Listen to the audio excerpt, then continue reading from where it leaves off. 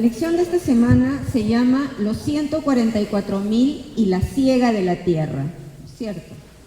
Bueno, hoy en día, y creo que siempre, ¿no?, en la historia de la humanidad, una palabra muy importante es la palabra seguridad. Seguridad, ¿no? Ahorita los candidatos a alcaldes, todos hablan de seguridad, no tiene nada que ver, mucho que ver con eso, pero ahí seguridad, ¿no?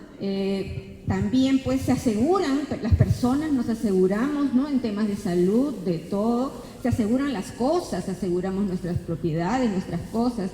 ¿Por qué? Y hay pues en todo el mundo grandes empresas de seguros, ¿no es cierto? Empresas aseguradoras y también hay reaseguradoras. ¿Saben ustedes qué son las reaseguradoras? Estas empresas se hacen cargo de los riesgos de las compañías de seguros. Es tremendo, ¿no?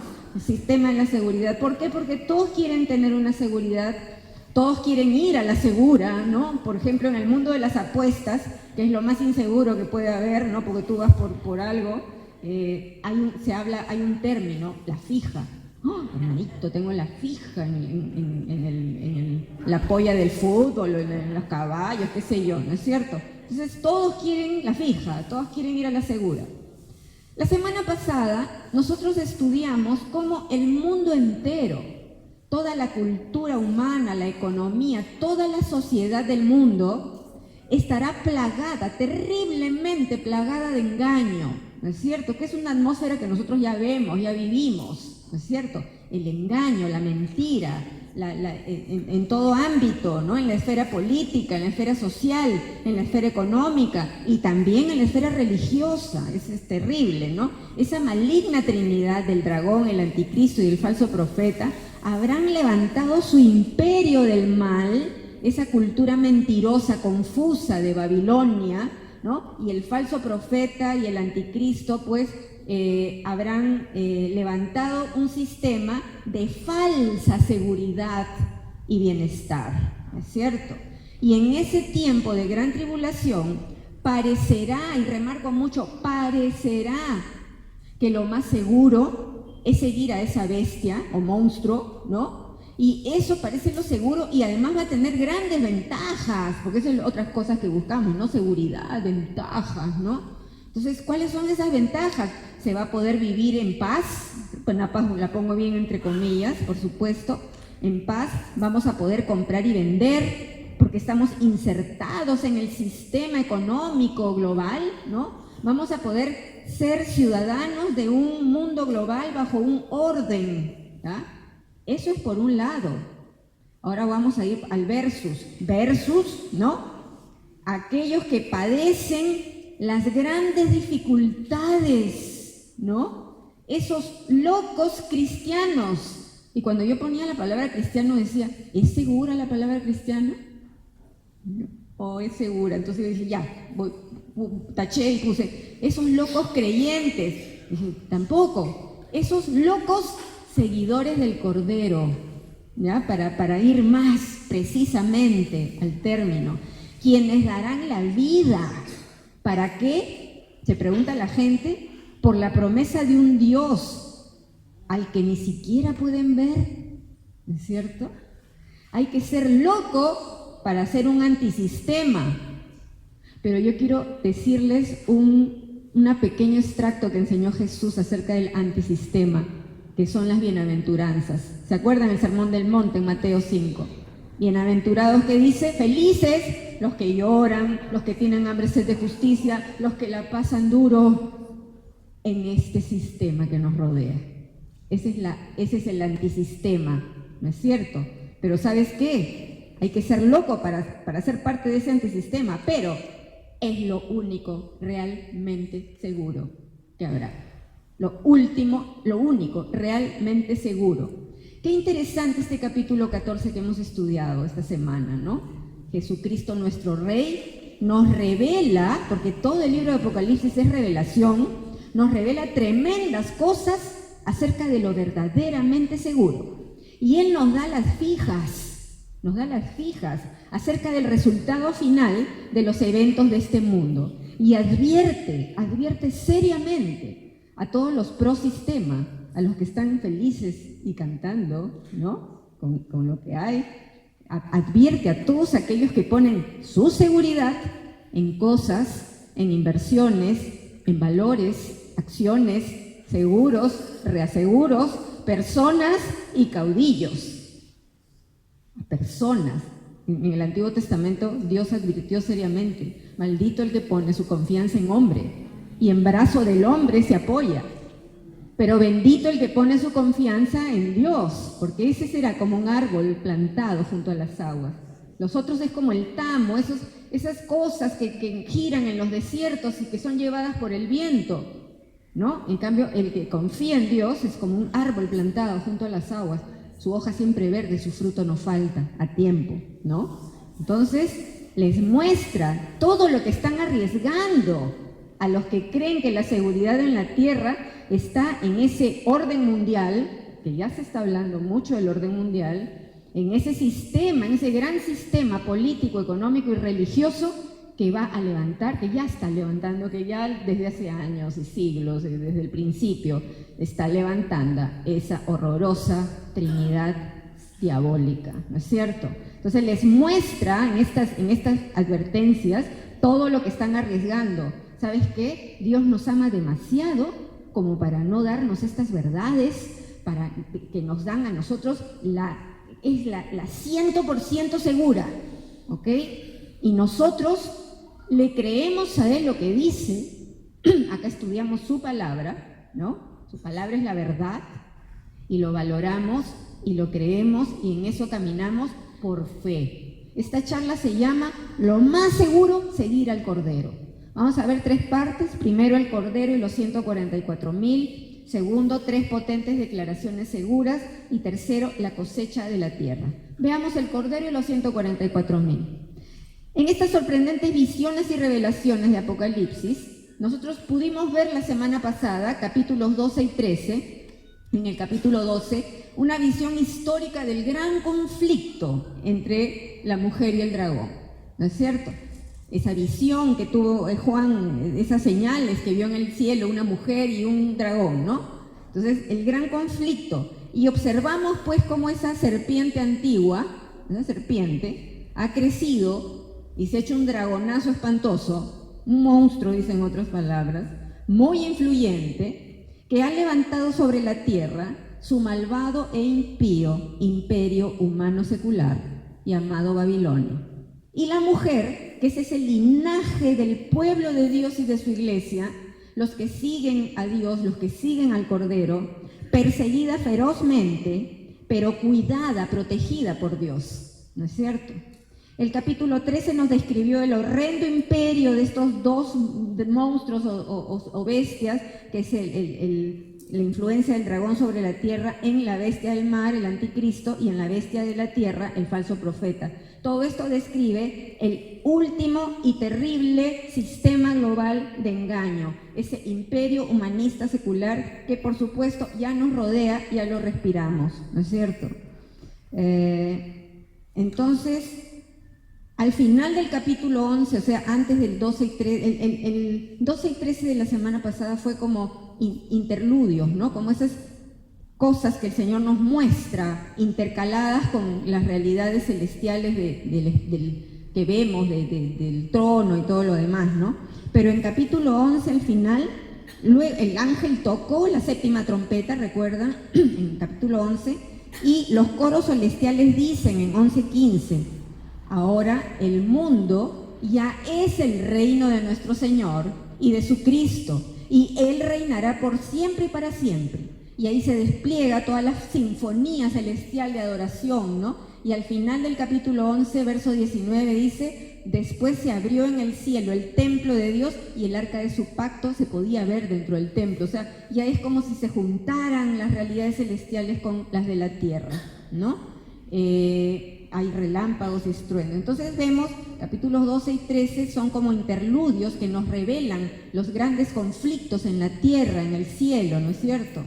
Y ahora pues volvamos a nuestro capítulo 14, 14:1 dice, luego vi al Cordero de pie sobre el monte Sión, y con él habían 144,000 que tenían el nombre del Cordero y el de su Padre escrito en la frente.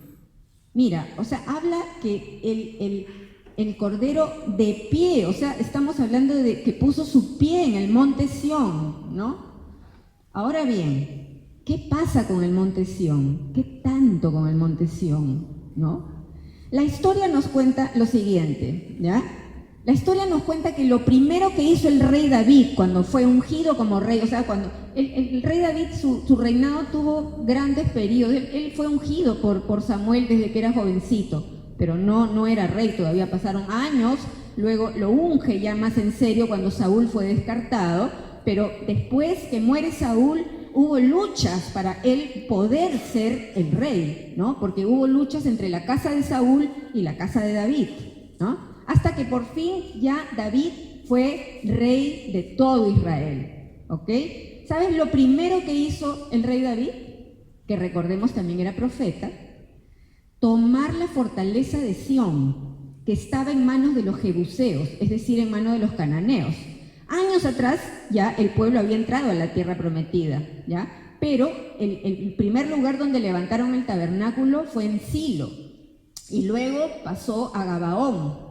Pero ya cuando el rey David es coronado rey con todas las de la ley, lo primero que hace es, esto está en 2 de Samuel 5:7, toma la fortaleza de Sión, o sea, derrota a los jebuseos que tenían.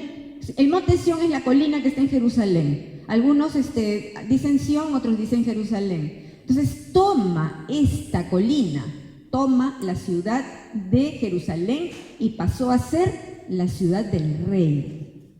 ¿Ah? Entonces, en términos espirituales, Sión viene a ser algo así como el corazón del pensamiento y propósito de Dios para la tierra. Es un punto geográfico muy importante, ¿no? Y sabemos también que es un punto geográfico de gran conflicto. Y en este momento está hollado por gentiles, ¿ok? Entonces, el Salmo 2, que los salmos son de David, Salmo 2:6 dice: he ungido a mi rey en Sión, mi monte santo. O sea, David tenía esa certeza de que en ese punto geográfico del mundo hay algo muy importante para Dios, ¿no? Sión en manos enemigas quiere decir que ese es el centro del gran conflicto, ¿ok? Entonces, por eso nosotros cantamos: los hijos de Sión se gozan en su rey. O sea, los hijos de Sión son los que tenemos la certeza que Jesús es nuestro rey y que somos nosotros un reino de sacerdotes al servicio de Dios, ¿no? Entonces, capítulo 11 al final nos recuerda mucho cuando veamos más adelante el capítulo 21, cuando la nueva Jerusalén, la Jerusalén celestial, descienda y se pose ¿dónde? Donde estaba la antigua Jerusalén, ¿no es cierto?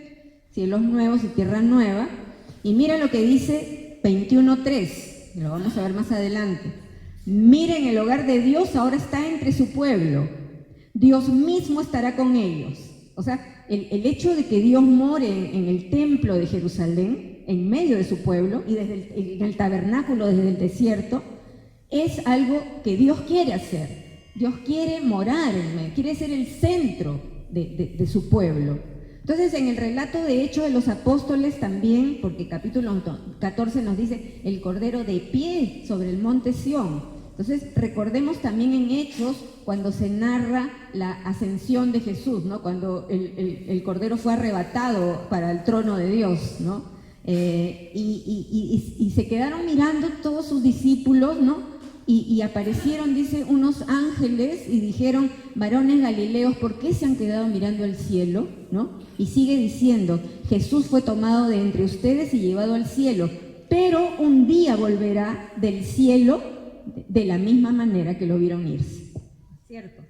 Entonces, el Cordero está de pie y hay con 144,000 que dice que tenían el nombre del Cordero y de su Padre escrito en las frentes. Ahora, nosotros en capítulo 7, hace unas semanas, vimos también unos 144,000. No puedo decir si son otros o son los mismos, ¿ya? Pero vimos 144,000, pero ellos eran claramente judíos, ¿se acuerdan? Porque era 12,000 de cada una de las 12 tribus, y las menciona, Judá, etcétera, etcétera. Entonces, lo que observamos es que a esos 144,000 Dios mandó unos ángeles que detengan los vientos destructores de la tierra para sellar a estos 144,000 con el sello de Dios. Ahora, estos del capítulo 14, dice versículo 4b, son los que siguen al Cordero donde quiera que va, ¿no es cierto? Y dice, han sido comprados entre los pueblos de la tierra. Entonces, aquí yo veo una pequeña diferencia, ¿no? Porque mientras que los otros eran claramente judíos y de las 12 tribus, acá dice que han sido comprados. Y recordemos que la iglesia es un pueblo adquirido, es un pueblo comprado, salvado entre los pueblos de la tierra por el Cordero, ¿no? Entonces, dice, han sido comprados entre los pueblos de la tierra como ofrenda especial para Dios y para el Cordero. Verso 5, ellos no han dicho mentiras y son intachables, ¿no es cierto? Esa ofrenda especial. El concepto de ofrenda especial lo vimos mucho el año pasado cuando estudiamos del Mar Rojo al río Jordán, porque este término de ofrenda especial lo encontramos mucho en el ejercicio del sacerdocio levítico, cuando se hablan de las ofrendas, ¿se acuerdan? Varios tipos de ofrenda, ofrenda por pecado, ofrenda por falta, ofrenda de restauración, de reconciliación, ofrendas en las fiestas, etc. Y siempre se menciona que se ofrece lo mejor, ¿no? El cordero pascual, por ejemplo, tenía que ser un cordero de 1 año sin defecto alguno, ¿no es cierto?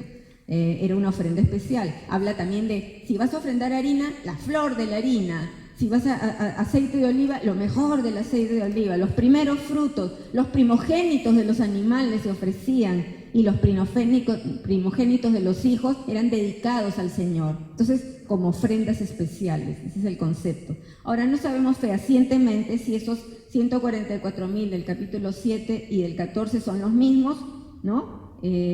Muchos autores dicen que sí. Pienso que podrían ser primicias del pueblo del antiguo pacto y los segundos de la iglesia, ¿no? El pueblo adquirido. He visto varios autores que dicen que son los mismos, pero hay algo aquí que nos hace pensar también en aquella corte de 24 ancianos que está siempre, permanentemente en la presencia del trono, junto con los 4 seres vivientes, ¿no es cierto? Y que se piensa que podrían ser 12 representantes de las 12 tribus y 12 representantes de los 12 apóstoles, ¿no? Entonces, en todo caso, qué hermosa esta visión, mis amigos, qué hermosa, ¿no es cierto? La flor de la humanidad junto con el rey reinando, ¿no? Ya poniendo su pie, con ese magnífico coro, ese sonido de arpa. ¿Se pueden imaginar ustedes todas las cosas que vamos a percibir, ¿no? Esos sonidos de arpas entonando un maravilloso cántico nuevo delante del trono, ¿no? Con los 4 seres vivientes y los 24 ancianos. Solo ellos, dice, sabían ese cántico. Habían sido rescatados de la tierra, dice que se mantenían tan puros como vírgenes y siguen al Cordero donde quiera que va, ¿no? Que no han dicho mentiras y son intachables, es decir, la flor de la humanidad, ¿no? Ahora, tú y yo tenemos un Padre Celestial que nos ama con un amor tan apasionado y perfecto, que Él movió cielos y tierra para rescatarnos, ¿no es cierto? Nos selló con las arras de su Espíritu Santo, señalándonos como suyos. Eso es estar seguros. Eso es estar seguros.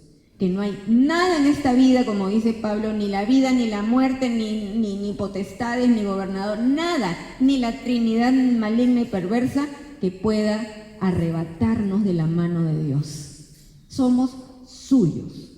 Somos ese reino de sacerdotes al servicio de Dios su Padre.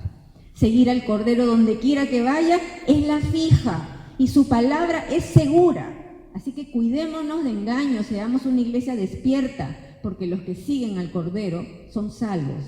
Segundo, 3 potentes declaraciones seguras.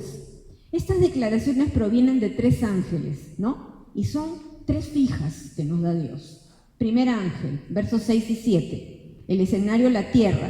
Ya todo en las últimas, ya todo, recordemos que ha sido azotada con los juicios que nos describen, los sellos, las trompetas, vienen las copas, gran parte de la población ha sido eliminada con plagas y cosas, ¿no? Las bestias del mar y la tierra han matado probablemente a la mayoría de los creyentes, ¿no? La pregunta es, ¿qué esperanza puede tener la tierra?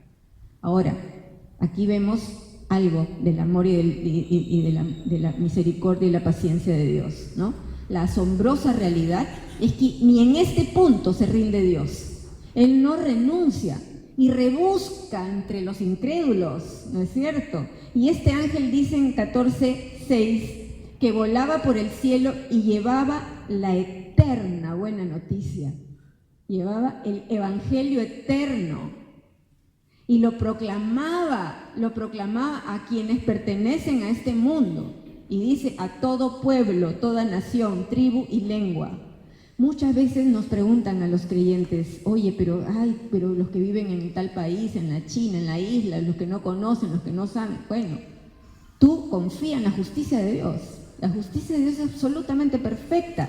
Es decir, Dios está buscando entre los incrédulos hasta el final, ¿no? Y envía ángeles, como siempre, mueve cielos y tierra, huestes celestiales. ¿Para qué? Para anunciar el evangelio, la única gran esperanza ante el día terrible de la justicia y de la ira de Dios, ¿no es cierto?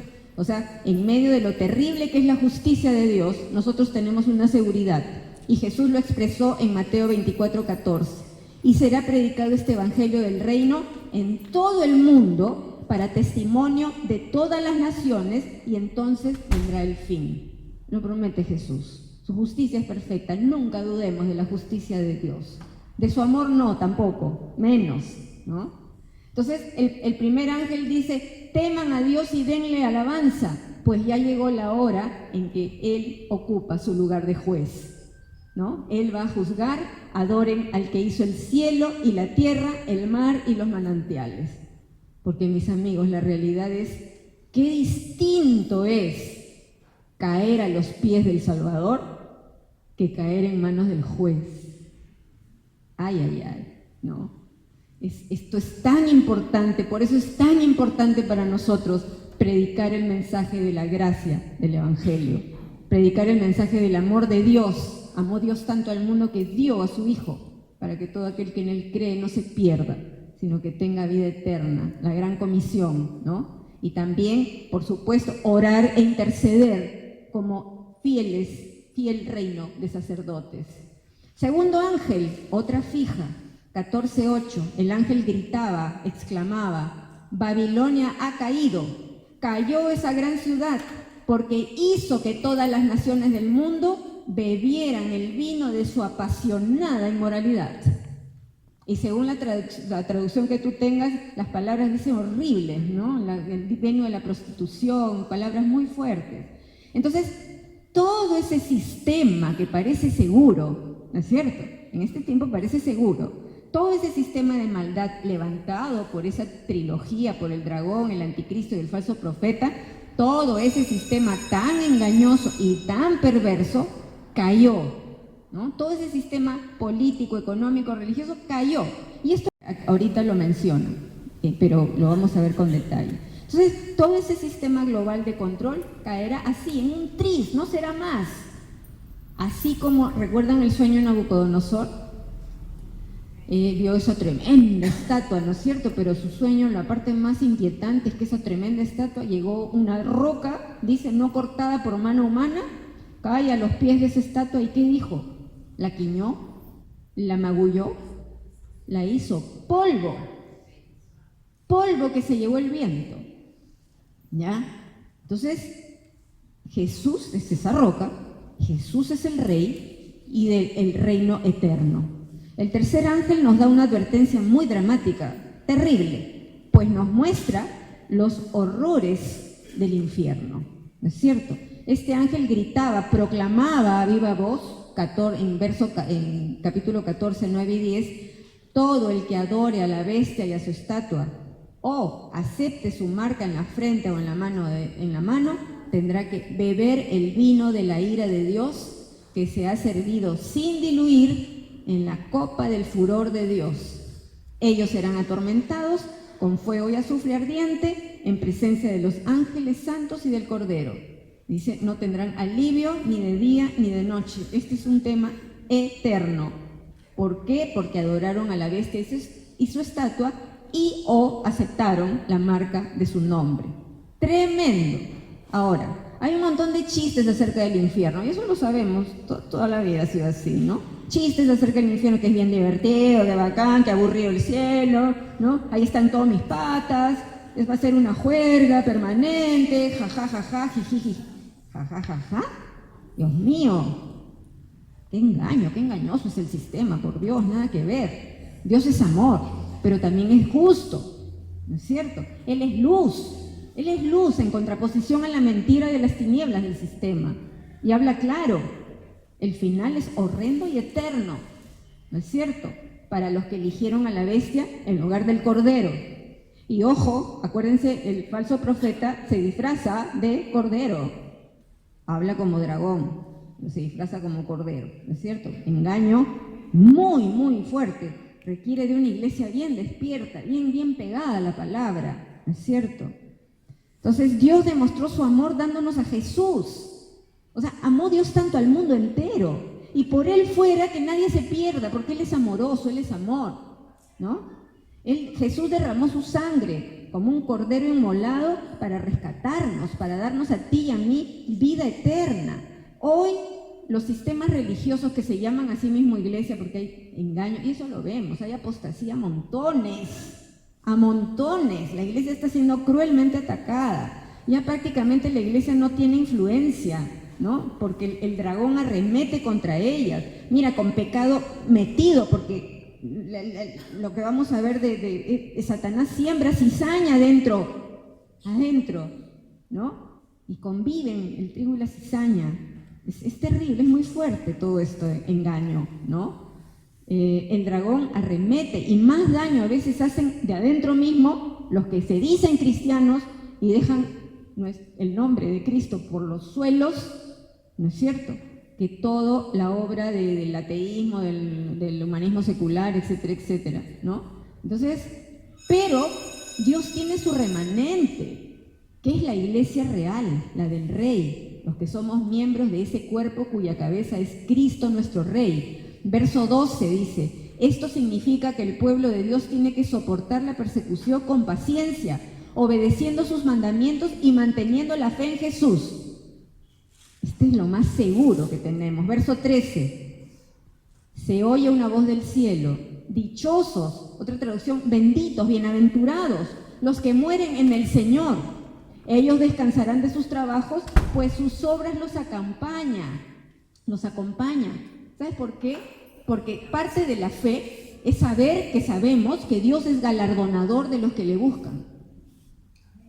Pablo, ¿te acuerdas? He peleado la buena batalla, he acabado la carrera, he guardado la fe, y sabía que le esperaba la corona de justicia que Dios le tenía a él y a todos los que esperamos su venida. Qué lindo, ¿no? Entonces, ¿hay algo más seguro que decirle sí a Jesucristo? Necesitamos mucho valor y sabiduría para compartir las buenas nuevas. Los que siguen al Cordero son salvos. Por último, la cosecha de la tierra. Verso 14. Juan ve una nube blanca y sentado en la nube estaba alguien parecido al Hijo del Hombre. Tenía una corona de oro en la cabeza y en la mano una hoz afilada. Verso 15 nos dice que vino otro ángel desde el templo y le gritó, da rienda suelta a la hoz, porque ha llegado el tiempo para cosechar. Ya está madura la cosecha de la tierra, ¿no? Así lo hizo, pasó su hoz y la tierra fue cosechada. Otra traducción dice, la mies de la tierra está madura. Es decir, esto nos habla de trigo, la cosecha del trigo, ¿no es cierto? Ahora, sabemos que Jesús nos narra en Mateo 15, para ilustrar esta cosecha que es el fin del mundo, ¿no es cierto? Cuando el buen trigo será cosechado y recogido en los graneros de Dios, pero la cizaña, maleza o hierbas malas, que son aquellos que parecen pero no son, serán cortados y quemados. Entonces, Jesús explica esto en Mateo 15:37 con esta parábola. Él dijo que el agricultor, el hombre que siembra la buena semilla, es Jesús. El campo es el mundo. La buena semilla representa a la gente del reino. La maleza, cizaña o mala hierba representa a las personas que pertenecen al maligno. Y el enemigo que la sembró, mientras los trabajadores dormían, ¿se dan cuenta por qué tenemos que ser una iglesia muy despierta, ¿no? El enemigo que la sembró es el diablo. La cosecha dice, porque Jesús explica la parábola, la cosecha es el fin del mundo y los cosechadores, los ángeles, ¿no es cierto? el trigo y la cizaña crecen juntos, Jesús dijo, no arranquen el trigo porque si lo hacen también, no arranquen la cizaña porque si lo hacen también arrancarán el trigo, ¿no? Esto es muy inquietante porque se sabrá finalmente quién es quién y nos recuerda también esa inquietante expresión de Jesús en Lucas 6:46, así que ¿por qué siguen llamándome Señor, Señor cuando no hacen lo que digo? Y en ese contexto les dice, el que oye y obedece es el como el que hace su vida, su casa en la roca, pero el que oye y no hace es como el que edifica en arena, en tierra fofa, ¿no? Entonces, la cosecha de esta parábola tiene que ver con el reino de Dios también, ¿no? Pero en Apocalipsis 4:17 habla de otro ángel que sale en el templo, desde el templo que está en el cielo, también tenía una hoz afilada, y otro ángel con poder de destruir con fuego vino desde el altar y le gritó al ángel, verso 18, pasa ahora tu hoz y junta los racimos de los viñedos de la tierra, porque las uvas ya están maduras para el juicio. Entonces este ángel pasó su hoz y echó las uvas en el lagar que estaba fuera de la ciudad para ser pisoteada. Y que dice, brotó un río de sangre de unos 300 kilómetros que llegaba hasta el freno de un caballo. El freno está en el hocico del caballo. Entonces, tremenda cosecha de destrucción destinada al fuego. Ahora, quiero para terminar mostrarles una profecía del Antiguo Testamento que tiene mucho que ver con esto también, ¿no? Es del profeta Joel, ¿no? Está en Joel 3:13. Mira lo que dice. Den rienda suelta a la hoz, porque la cosecha está madura. Vengan, pisen las uvas, porque el lagar está lleno y los barriles rebosan con la perversidad de las naciones. Tremendo, ¿no? Otra parte de esta sorprendente profecía, verso 16. La voz del Señor pronto rugirá desde Sión y tronará desde Jerusalén, y los cielos y la tierra temblarán. Pero el Señor, escucha, será un refugio para su pueblo, una fortaleza firme para los israelitas que son su pueblo, incluyendo la iglesia. Dios es santo, mis amigos, pero también es justo. La tierra será liberada un día de todo el mal que nos aflige. Bienaventurados, felices los que tienen hambre y sed de justicia, porque serán saciados, ¿no es cierto? Este sistema maligno que nos rodea con toda su mentira de desfachatez se acabará, ¿ya? Pero lo que nunca llegará a su fin es el amor de Dios, y Él nos revela lo verdaderamente seguro, que es seguir al Cordero, oírle y obedecer. Vamos a orar. Bendito Padre, amado Señor, te damos gracias, Señor, por tus advertencias. Gracias, Señor, porque el camino que seguimos, que eres tú, está muy bien señalizado, Señor. Ahí la cosa es tremenda, es clara, pero ya nosotros sabemos, tenemos un conocimiento. Y ese conocimiento que tenemos nos responsabiliza a ser una iglesia madura, fiel, que intercedamos por los nuestros, por todos aquellos que necesitan de tu amor, que compartamos la palabra que nosotros conocemos y sabemos, Señor. Te pedimos que bendigas a las iglesias que te siguen fielmente, a las parroquias, congregaciones que te siguen con fidelidad, que valoran tu palabra, Señor, y que la llevan a cabo, Señor. Pedimos por todos los ministerios que enseñan tu palabra, incluyendo nuestro EBC, Señor. Te pedimos, Señor, que nuestra nación se vea inundada, Señor, no de valores, ni de dineros, no, Señor, de tu palabra, porque desde la antigüedad tú nos enseñas, este pueblo perece por falta de conocimiento. Ayúdanos a ser embajadores de tu palabra. Y Señor, por cada situación, grande o pequeña, de nuestras vidas, te rogamos, Señor, que tú intervengas poderosamente y tomes el control. Te damos gracias por ser un Dios maravilloso y fiel. Estamos orando en el nombre del Padre, del Hijo y del Espíritu Santo. Amén.